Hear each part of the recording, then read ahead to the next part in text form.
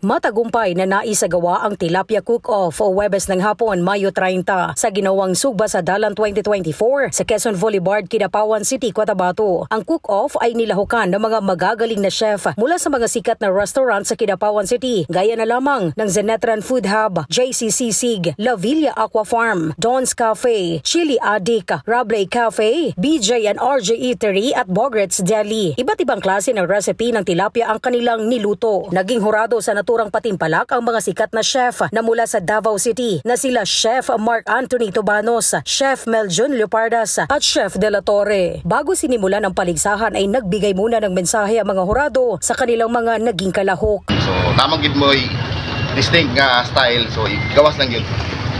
So freely lang, enjoy lang ang pagluto. Let's enjoy our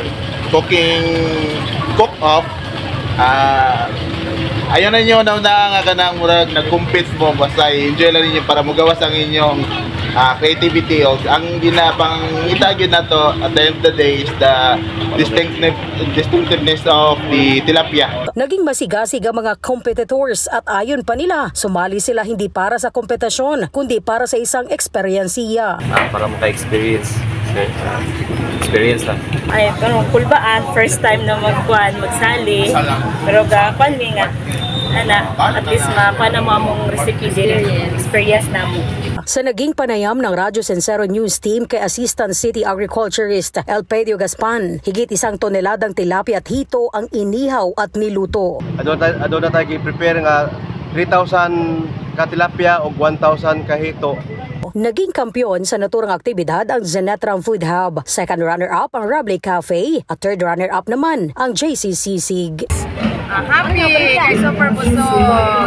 Episode na gurot sa usa ka buhok. Ang balitang ito ay hatid sa inyo ng Nance Herbal Coffee. Ugaliing maging healthy kaya inom na ng ating Nance Herbal Coffee. Ako si Lizelle Anion Banga. Basta balita, Radyo Sincero. Basta gwapo, sincero.